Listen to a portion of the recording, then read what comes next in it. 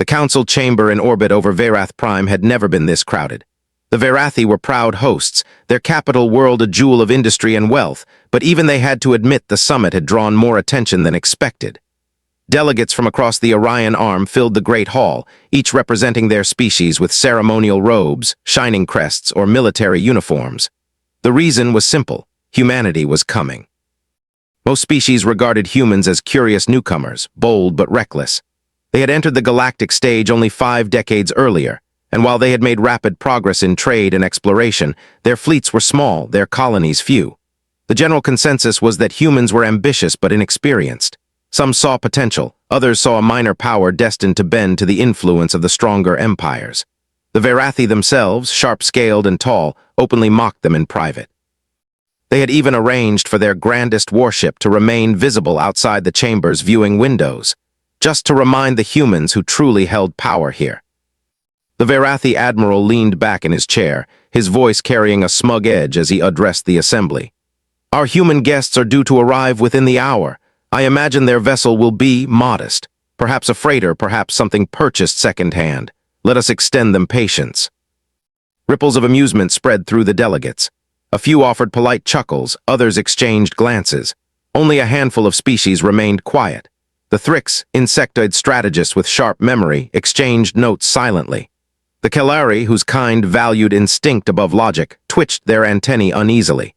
They had learned long ago not to underestimate any species that survived the harshness of an unstable homeworld. When the first alert reached the chamber, the laughter died. A shimmering pulse on the edge of the star system announced the presence of a ship dropping from warp. Counselors leaned forward as the display screens lit with data. The signature was human, there was no doubt. The incoming vessel was on direct approach. What surprised the council was the silence. No arrival beacon, no greeting broadcast, not even a simple transmission. Only the steady advance of a craft emerging from folded space. The Verathi admiral clicked his mandibles in irritation. "A lack of manners," he muttered, "typical." The chamber darkened as the main viewport adjusted to track the incoming vessel. Delegates leaned closer, craning their necks. At first, all they saw was shadow. Then the stars shifted, and something vast began to take shape. It was not the small freighter they had expected. A colossal silhouette emerged from the darkness, sliding smoothly into real space like a predator gliding from deep waters. Its outline was sharp, angular, and layered with armored plating that seemed to drink in the light around it. Where most council ships gleamed with polished alloys, banners, and radiant shields, the human vessel was a void given form, an obsidian shape against the stars. Its engines glowed with a low, rhythmic pulse that echoed like a heartbeat, steady and deliberate. Whispers erupted across the chamber. "That cannot be human. Our readings must be faulty. Look at the scale, look at the density signature." The screens confirmed what eyes already knew. The warship dwarfed even the Verathi flagship. Its length spanned kilometers, its profile bristled with weapon housings and launch bays. Yet the strangest detail was the silence of its systems. Every probe and scan directed at the vessel returned nothing but static. The hull rejected attempts to read it, bending signals aside as though the ship itself refused to be understood. On its prow a single crest glowed faintly, a stylized globe crossed by 2 wings, the Terran Union emblem. The Verathi admiral, once so confident, found his mandibles clacking against one another, struggling to form words. His flagship, once the pride of the Council's defenses, now seemed fragile, a toy compared to this nightmare silhouette drifting calmly into view.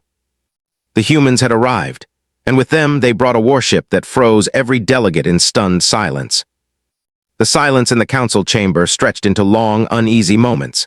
Delegates shifted in their seats, some with nervous twitches, others with wide, unblinking eyes fixed on the viewport. The massive human warship continued its approach, slow and deliberate as though it owned the space around it. Its engines pulsed with a steady rhythm, yet not a single vibration shook the chamber. It was not the roar of power they had expected. It was quiet, controlled, almost serene. The chamber's main display streamed real-time data, though the information was patchy. Every species tried their own scanners, but none returned consistent results. One line of code suggested the ship's hull density exceeded that of neutron-forged alloys. Another claimed the vessel had no measurable mass at all. Weapon ports shimmered and blurred across readings, some systems suggesting hundreds, others thousands. The only detail every scan agreed on was scale.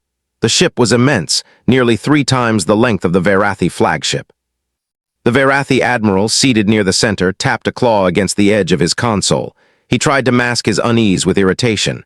Sensors are clearly being jammed. A trick. The humans must have borrowed something, stolen, perhaps, from an older empire.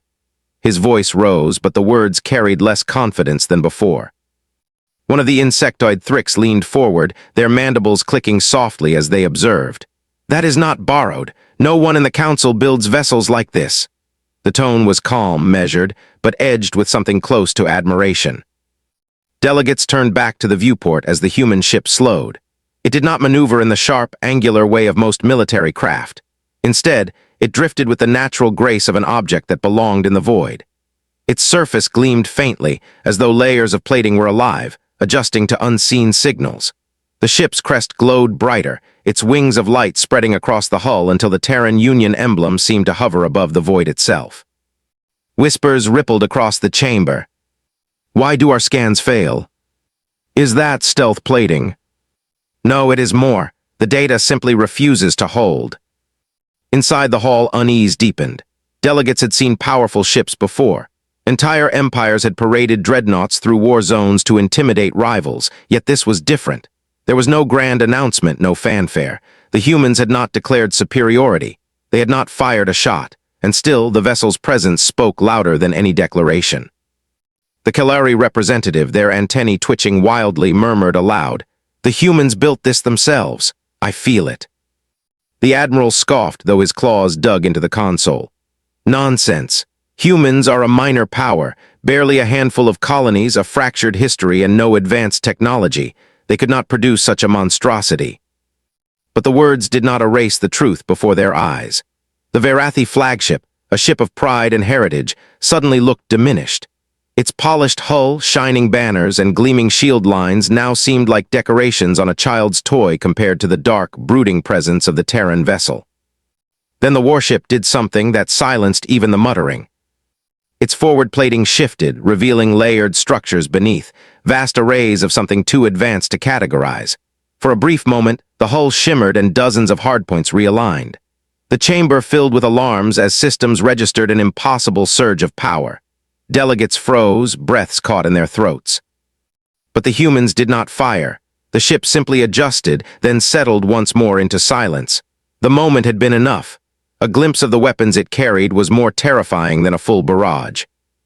The insectoid Thrix released a low, vibrating hum. That ship, it is designed not to intimidate, but to endure. The Kalari representative leaned closer, voice hushed. Endure what? No one answered. The silence stretched again until the human delegation finally arrived in the chamber. The doors opened with a soft chime, and the humans stepped inside. Not many, only a handful, dressed in practical uniforms without ceremony. They walked calmly to their seats as though nothing unusual had happened. All eyes followed them. Not one delegate dared speak, not while the image of that massive warship hung outside the viewport like a shadow across the stars. For the first time in the Council's long history, the gathered species felt something new, something they had not associated with humanity before. It was not curiosity nor condescension. It was something far simpler, far colder. They felt fear. The chamber's air had grown heavy, as though the very presence of the human warship outside pressed against its walls. Delegates sat stiffly in their seats, eyes darting from the viewport to the human delegation that had just entered. The humans moved with a quiet assurance, their boots tapping evenly across the polished floor. They wore no ornate robes, no ceremonial armor, only plain uniforms marked with a single crest, the same glowing emblem displayed upon their warship's hull. Commander Sloan, their leader, carried himself without arrogance. He nodded politely to the presiding chair of the council and took his seat without speaking a word. The silence that followed was louder than any introduction. The humans did not explain themselves, nor did they draw attention to the vessel looming outside. They simply sat, waiting. The first whispers broke the tension. That ship, what is it? It cannot be a simple warship. It resists every scan. Perhaps it is something older, an artifact disguised. Delegates leaned closer to one another, muttering in hushed voices. Even the more disciplined species found their composure fraying. The unknown was more frightening than open threat. The Verathi admiral clicked his mandibles sharply, trying to retake control of the conversation. Delegates, let us not be distracted by theatrics. Whatever vessel they have brought, it is irrelevant to the purpose of this summit. His words were firm, but the tremor in his voice betrayed him. The Thrix representative tilted their head, multifaceted eyes glimmering. Irrelevant? Admiral, I disagree. That vessel is not a display. It is a statement. Its very existence challenges everything we believe of humanity's capabilities. A low rumble spread through the chamber as voices overlapped. Some insisted the ship was a bluff, an illusion meant to intimidate. Others argued no illusion could bend scanners from 20 different empires. A few wondered aloud if humanity had struck some hidden alliance with precursors long vanished. The Kalari representative, ever sensitive to instincts others ignored, raised a hand. Their antennae quivered as they spoke. Listen carefully to your instincts. That vessel carries no falsehood. It is real, and the humans have not said a single word in its defense. That silence is intentional. The observation sent another ripple of unease through the chamber. All the while, the humans remained silent. Commander Sloan folded his hands calmly on the table, his expression unreadable. The officers beside him exchanged no whispers, no notes. They sat as though they had all the time in the universe, watching the council debate itself into confusion. The Verathi admiral rose to his feet, his scales shimmering faintly under the chamber's light. I demand clarification, he declared, fixing his gaze on the humans. What exactly is that vessel outside? Do you claim it as your own? Sloan lifted his eyes to meet the admiral's stare. His voice when he spoke was steady and calm. Yes, it is ours. No elaboration, no explanation, just 3 words. The chamber erupted again. Some shouted accusations, others pleaded for more detail.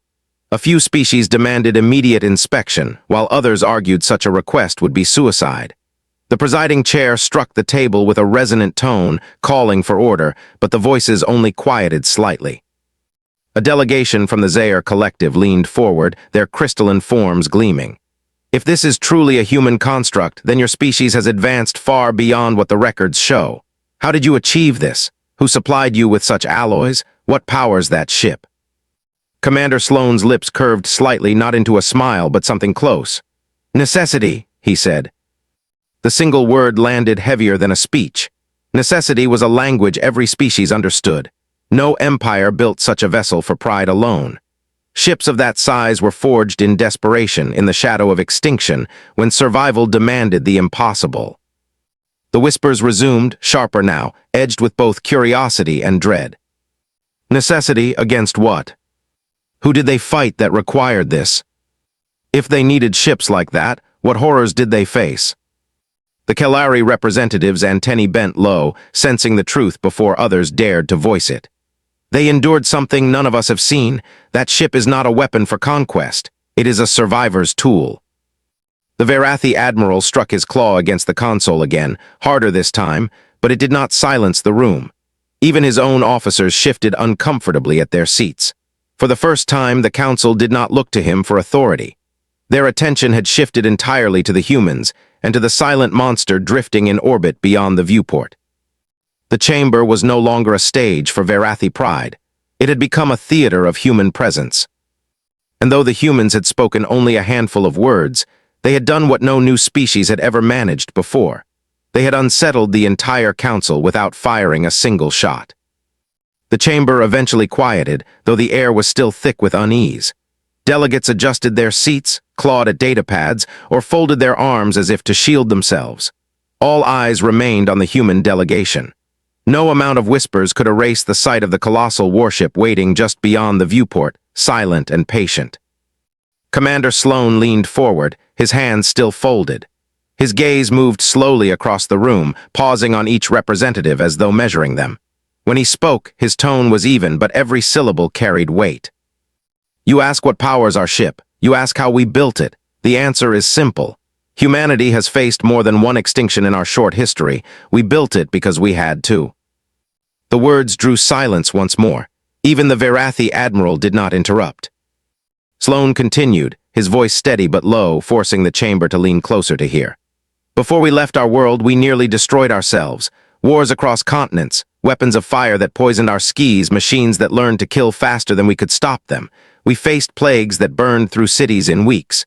We survived not by fortune, but by preparing for the worst. Our ship designs were born from desperation, not ambition. The delegates exchanged uneasy glances. Humanity's recorded history was fragmented in council archives, much of it glossed over or dismissed as exaggeration. Few had considered how a species could rise from such repeated disasters. Now the pieces began to fit together. One of the crystalline Zaire spoke, their voice echoing like glass struck with steel. "Your records, they do not mention such disasters." Sloane's eyes narrowed faintly. "We do not share every scar with strangers. Survival does not require pity." The Thrix representative clicked their mandibles thoughtfully. "So you built weapons before you built unity. You prepared for annihilation before peace." Sloane inclined his head. "Exactly." The chamber murmured again, softer now, less frantic. The idea unsettled them, a species forged in conflict, molded by crises so severe they left no choice but adaptation. It explained the warship outside, its brutal efficiency, its silence. It was not meant to parade power, but to exist as a last line against annihilation. The Kalari representative spoke next, their antennae trembling. "If your past is filled with such trials, then what of your present? What dangers exist now that demand a vessel like this?" Sloane's gaze turned toward the viewport where the dreadnought hung in orbit, blocking a swath of starlight. "The galaxy is vast. Our ships travel farther each year. We do not know what lies beyond, only that danger is inevitable. We learned long ago that waiting to prepare is a mistake. We build to endure so that when the storm comes, humanity is not erased." His words were quiet, but the implication was loud. The Verathi admiral finally spoke, his voice sharp though weakened by unease. "You speak as though you alone see danger, Commander. We have maintained peace across this council for centuries. What could you possibly face that we have not?" Sloane's eyes met his, unwavering. "You have not lived as we have lived." The chamber froze again. The statement was not hostile, but it carried the unshakable weight of truth. Humanity had not been sheltered by the balance of powers, nor protected by ancient alliances. They had clawed their way up from chaos, surviving every disaster their world hurled at them. Where others had built empires upon stability, humanity had forged themselves in fire. For a moment no one spoke. The delegates stared at the humans with a mixture of unease and reluctant respect. They had thought of humanity as reckless, naive, too quick to expand. Now they began to see something different. Humans were reckless, yes, but only because they had already survived what would have destroyed others. The Kalari whispered softly, barely audible but heard by all. "They do not bluff." Commander Sloane leaned back in his chair, expression calm once more. "We did not come here to frighten you. We came to stand as equals, but you asked about our ship, and now you know. It is not a weapon of pride. It is the result of a history we will not repeat." The silence that followed was not the silence of confusion. It was the silence of understanding, an understanding that unsettled every species present. The human warship outside remained still, its dark hull drinking in the starlight. Yet now, to every delegate in that chamber, it looked less like a shadow and more like a warning. Humanity had endured extinction more than once. They had built ships not to conquer, but to survive the unimaginable. And in that knowledge, every empire present saw a new, frightening truth. If the humans had already survived what others could not, then what limits did they truly have? The chamber's silence lingered even after Commander Sloane's words. Delegates sat with their thoughts, some staring at the humans, others at the massive warship outside. For many, the revelation of humanity's past was enough. It explained the vessel's design and the silence of its crew, but not all found satisfaction in words. Pride, envy, and fear brewed beneath the surface, and no species carried those traits more sharply than the Verathi. The Verathi admiral rose slowly, his tall frame casting long shadows across the chamber floor. His scales gleamed under the lights as his voice rang with forced authority. "Fine words, Commander, but words are wind. The Council cannot take claims at face value. If your ship is as capable as you imply, then let it show us." The statement struck like a blade. Delegates shifted uneasily, whispering to one another. A demonstration was not a formal request. It was a challenge, a demand for proof. Some species looked toward the admiral with disapproval, but none spoke against him. Few wanted to risk siding openly with humans, not yet. Commander Sloan remained seated, his expression unreadable. He glanced toward the viewport where the dreadnought still loomed, silent and calm. For a long moment it seemed he might refuse. Then, with the faintest nod, he replied, "As you wish." The chamber lights dimmed as the viewport adjusted. Outside, smaller vessels detached from the Verathi flagship, sleek warships, proud in their design, bristling with sensor arrays and weapons. They formed a formation around the human dreadnought like predators circling prey. The Verathi admiral's mandibles clicked with smug certainty. "You see, a handful of scouts and signal cruisers. They will probe your ship. If it is as formidable as you claim, then no harm will come to it." The delegates leaned forward, eyes fixed on the unfolding scene. The Verathi ships moved closer, their scanners pulsing invisible waves toward the human vessel. Energy readings flashed across console displays, filling the chamber with shifting numbers. At first, nothing happened, then the pulses bent. The counselors gasped as the data streams twisted into nonsense. Each signal fired at the human ship simply vanished, refracted into meaningless static. One scan suggested the ship was hollow. Another claimed it was denser than a collapsed star. The confusion deepened as every system failed. "Impossible," one delegate muttered. "It's absorbing the signals." "No, not absorbing, rejecting." The Verathi admiral tightened his jaw, mandibles grinding. "Increase power." Obediently, the cruisers ramped up their scans, unleashing surges strong enough to map an entire planet's surface. The human ship remained utterly unaffected. Its hull did not flicker, its shields did not register. It simply was. Then came the retaliation. The dreadnought shifted ever so slightly. Panels across its hull realigned, and for a breathless moment the void around it shimmered. A field spread outward, invisible yet undeniable. One by one the Verathi ships faltered. Their lights flickered, their engines sputtered. Inside the chamber the displays went dark. Every scanner, every reading, every feed blinked into silence. The only thing left on the viewport was the dreadnought itself, calm, steady, unaffected. Gasps and cries broke across the chamber. Representatives slammed claws, tendrils, or fists onto their consoles in shock. Species accustomed to dominance now sat speechless. The Verathi admiral staggered back half a step, his authority crumbling in the silence of dead sensors. The Kalari representatives' antennae shivered violently. It disabled everything. The Thrix leaned forward, their voice low but certain, without firing a single weapon. The silence stretched. No one dared breathe too loudly. The human ship had not harmed the Verathi cruisers. It had simply rendered them useless, stripping away their ability to act. It was a display not of aggression, but of control. Commander Sloan finally stood, his calm presence commanding more weight than any shouted words. He addressed the chamber with quiet certainty. "We do not seek conflict, but understand this. We built that vessel so no one could erase us. Test us if you wish, but you will only waste your time." The words echoed across the hall. For once, no delegate argued. The Verathi admiral sank back into his seat, mandibles tight with unspoken rage. Around him, representatives avoided his gaze. The balance of power in the chamber had shifted. The warship outside drifted back into stillness, its field withdrawing. The Verathi cruisers flickered back to life, retreating quietly, humbled without being harmed. And in that moment, every species present realized the same thing. Humanity had not brought their ship to boast. They had brought it to remind the galaxy that they would never again be vulnerable. The chamber did not recover quickly from the demonstration. Delegates sat in uneasy silence, their eyes darting between the humans and the silent warship beyond the viewport. The Verathi admiral's display of dominance had backfired, leaving his ships humiliated and his authority shaken. Yet, even after witnessing the disabling field, many in the chamber still clung to doubt. "This is not proof of strength," muttered the representative of the Torquani syndicate, their feathered crest rustling nervously. "It is interference, a trick of energy fields." "Yes," another delegate added quickly, eager to lessen their own unease. "A clever device perhaps, but hardly evidence of true firepower." The murmurs spread, fragile hope, that the human dreadnought might yet be little more than an elaborate bluff. Commander Sloan stood motionless at his station, his hands folded behind his back. His gaze swept across the delegates, steady, patient. He had not needed to raise his voice in any part of the summit, yet the weight of silence around him made his presence louder than any shouted challenge.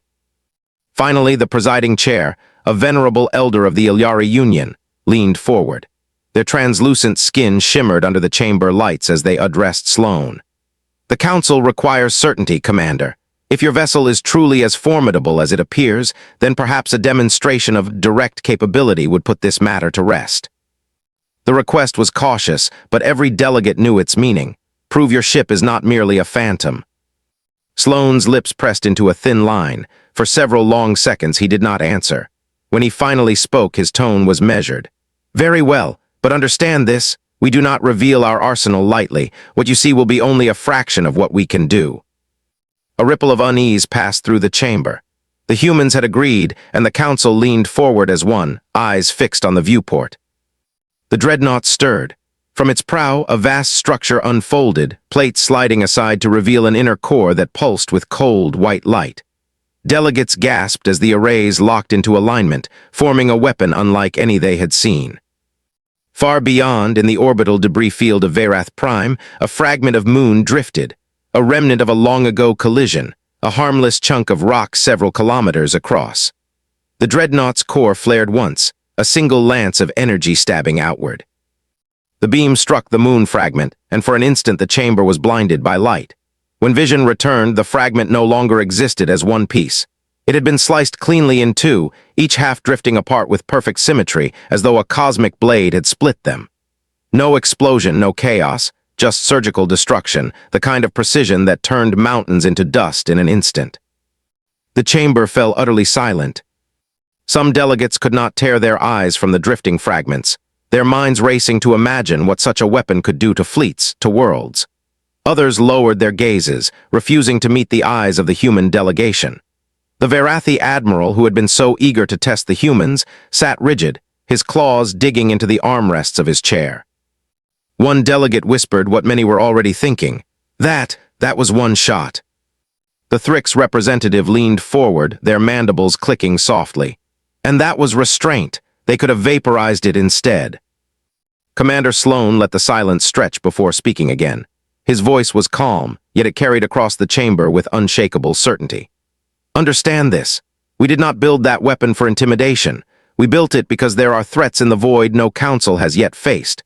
Our ship is designed to survive, to fight alone if necessary, and to ensure humanity is never again at the mercy of chance or enemy." The presiding chair nodded slowly, their translucent skin dimming as though the weight of the moment had drained them. "We see that now." Sloane inclined his head.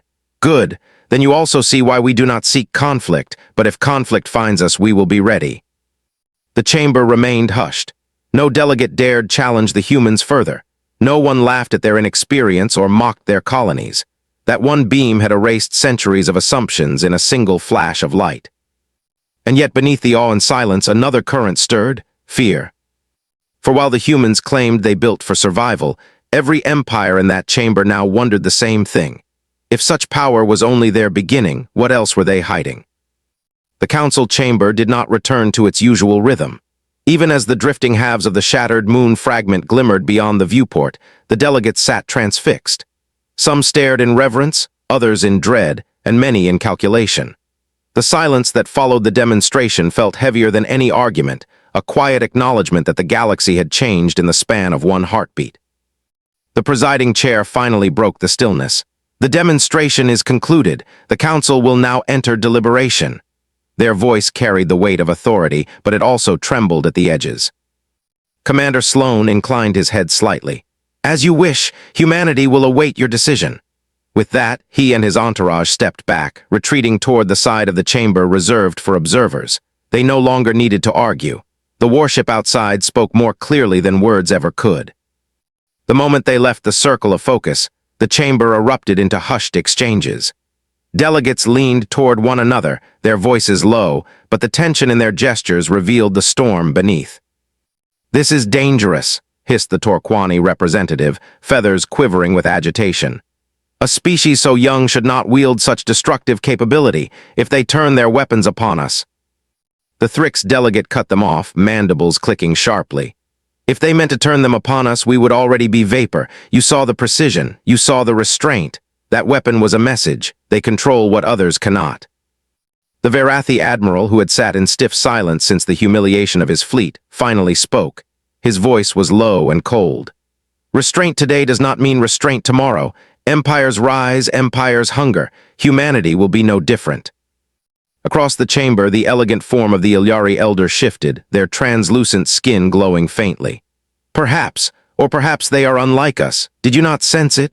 They showed power, yes, but not greed. Their commander spoke of survival, not conquest. That is what they want us to believe, growled the admiral, his claws flexed. I will not gamble my people's future on the mercy of an untested race. Several nodded in agreement, but others whispered differently. The Kaoran representative, tall and draped in flowing silver cloth, leaned close to the Thrix. Imagine their arsenal shared in alliance. Imagine our fleets reinforced with weapons that can carve moons. None could stand against us. The Thrix tilted their head, mandibles twitching. Or imagine being the first to stand at their side when they rise. History rewards those who choose wisely. And so the chamber divided, not along old factional lines, but around the shadow of a single ship. Some whispered of partnership, seeing humanity as the key to supremacy. Others whispered of preemptive action, fearing that waiting too long would doom them all. From their vantage, the humans watched. They could not hear every hushed word, but they did not need to. The shifting tones, the sudden unease in glances, the deliberate avoidance of meeting human eyes, all of it spoke volumes. Sloane's second-in-command leaned toward him. They are fracturing, she murmured. Half of them want us as allies, the rest already see us as a threat. Sloane's expression did not change. That was inevitable. Power always reveals the truth of others more than it reveals the truth of oneself. In the chamber, debates grew sharper. The presiding chair attempted to restore order, but it was clear that unity was slipping. One by one, delegates requested private caucuses, eager to convene with their allies or conspirators outside the official proceedings. The Verathi admiral lingered, his eyes never leaving the humans. Though he said little more, his silence carried its own weight. Every instinct in Sloane told him that Verath would not accept humiliation quietly. As the session recessed, a quiet unease settled in the chamber. Humanity had proven itself beyond question, but in doing so, it had set the galaxy on edge. No one would ever see them as harmless newcomers again. Some would see opportunity, some would see hope, and some already were seeing targets. When the humans returned to their quarters aboard the dreadnought, Sloane allowed himself a moment to stare at the stars. They seemed unchanged, endless as always, yet he knew the balance of the galaxy had shifted. His officer broke the silence. Do you think they'll ally with us? Sloane's gaze remained fixed on the void. Some will, others will plot. The question is not whether they accept us, but whether they survive long enough to understand us. The ship's lights dimmed as the dreadnought slipped into low alert mode. A giant watching silently over a world now filled with uncertainty. And in the council halls, far from human ears, the first secret deals were already being made. The Galactic Council chamber had never been so tense. Delegates returned from their private caucuses with faces tight and voices sharper than before. The air carried the weight of centuries-old rivalries and fresh calculations. Every seat was filled, every translator drone humming. Yet above the noise there was a single unspoken truth. Humanity had forced their hand. The presiding chair rose, their ceremonial sash trembling as if it too feared the moment. We reconvene to render a decision, they declared. The matter before us, humanity's petition for recognition and entry into the council. The words echoed. Some delegates sat with arms folded, others leaned forward, hungry, suspicious, or fearful. Commander Sloane and his officers stood at the observer's edge, their expressions unreadable. The first to speak was the Torquani, feathers sleeked down tight against their body. Recognition of humanity is reckless. Their warship eclipses all our fleets combined. Granting them status is to invite subjugation. The Thrix countered, mandibles clattering. To deny them is worse. You saw what their ship did. Do you wish to make an enemy of such a force? I, for one, prefer humanity as a partner, not an adversary. The chamber erupted again. Accusations, fears, visions of conquest and survival tossed back and forth. The Verathi admiral struck the floor with a claw, silencing some of the noise. His voice rumbled like distant thunder. Humanity is a threat. Today they demonstrate precision. Tomorrow they demand obedience. If we allow them in, we invite the collapse of our order. The Verathi stand opposed. Half the chamber murmured in agreement, yet the other half whispered differently. The Kaoran delegate raised their smooth, shimmering hand. And if we resist, what then? Shall we hurl fleets at them as the Admiral did, only to watch our ships burn? No, I say we embrace their strength. With humanity among us, no empire, no threat will stand unchecked. The divide was clear, two visions, each equally perilous. The presiding chair sighed. We must vote. The galaxy cannot linger in uncertainty. But before the process began, Commander Sloan rose. The chamber fell silent at once, as though the warship itself had spoken through him. His voice carried a calm, steady weight. You argue as though humanity came to chain you, he said. You argue as though we seek dominion. You are wrong. We came because you forced us to. You destroyed our fleets. You tested our defenses, and still we are here asking, not conquering. He let the words settle, then continued. But make no mistake, we will not bow, we will not vanish. We stand because we endured centuries of fire on our own world. We fight because survival is our birthright. If you welcome us, we will be allies beyond compare. If you reject us, he glanced at the viewport where the dreadnought's shadow loomed. Then you will know what it means to stand against us, and you already know how that ends. The silence after his words was absolute. Even the translation drones seemed to hesitate, as if the weight of the speech bent time itself. The presiding chair looked pale. Their hands trembled, but they nodded. Very well, the council will vote. One by one, the delegates cast their decision. Some voices were bitter, some hopeful, some trembling with resignation. The tallied drones shimmered above the chamber, symbols lighting up with each choice. At last, the final count appeared. The majority favored recognition. Humanity was admitted. The chamber erupted again, but now in chaos, some shouting relief, others fury. The Verathi admiral stormed from his seat, claws sparking against the floor. His parting words carried across the chamber. This is folly. The galaxy will rue this day. Humanity will consume us all. But even as he left, the decision stood. Humanity had been recognized, not because of diplomacy, not because of appeasement, but because their warship had forced the galaxy to see them for what they were. Commander Sloan inclined his head. We accept. His words were simple, but the impact rippled through every delegate present. A new era had begun. Back aboard the dreadnought, as it drifted above the shattered remains of the test moon, the crew stood in silent reflection. For the first time, humanity had stepped into the galactic stage, not as prey, not as supplicants, but as equals feared and respected. Sloan stared at the stars, his voice low. They think they have judged us. They have no idea that this is only the beginning. The dreadnought's engines flared, and the Colossus moved forward, cutting across the void like a blade of light. Far behind, the galaxy whispered in awe and fear. For their first look at a human warship had changed everything, and the galaxy would never be the same again.